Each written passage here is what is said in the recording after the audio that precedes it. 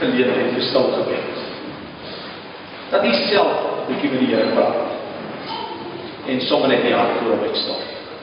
Jy weet wat die Heilige Gees vir jy sê, daar's dinge wat lankal al pla, jy weet die Here klop aan jou hart, en jy weet die Here praat met jou daaroor, maar ons ignoreer hom.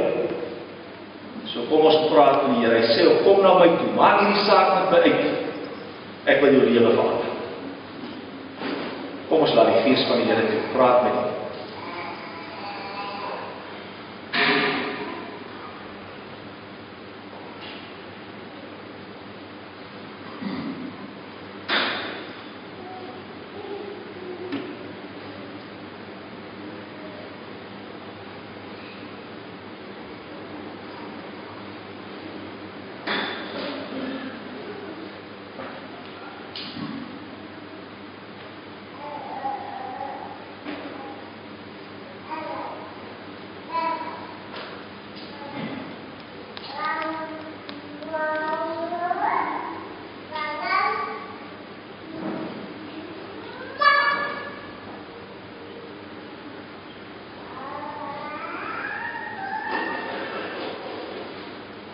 Wonderlike Vader, Seun en Heilige Gees, ek wil net vir U dankie sê, dat U na elke gebed luister.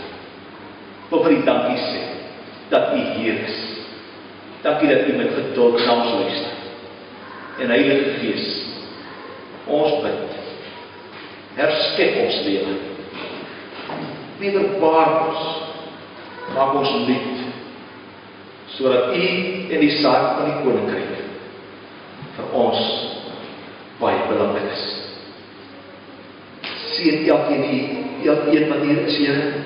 Seën elkeen met sy drome, met sy sakepraktyke, ideale, uitdagings.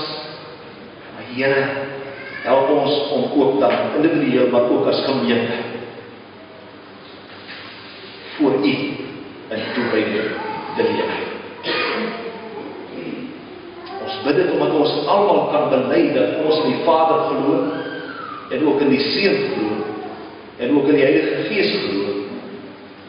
En ons vra dat ons almal bely en erken dat ons deel is van die kerk op hierdie aarde, en dat daar vir ons 'n ewige lewe is, 'n vergifnis van sonde en 'n opstanding van die vlees. Ons bid dit omdat ons weet die tyd is min, ons weet nie hoe lank ons gaan lewe nie. Ons bid dit omdat ons weet die aarde gaan verby. Hoekom sal ons afstoot vir iets wat tydelik is? Here, jy het elkeen wat hier sit ontsettend lief. En daarom wil ons bid dat die Gees kragtig sal werk.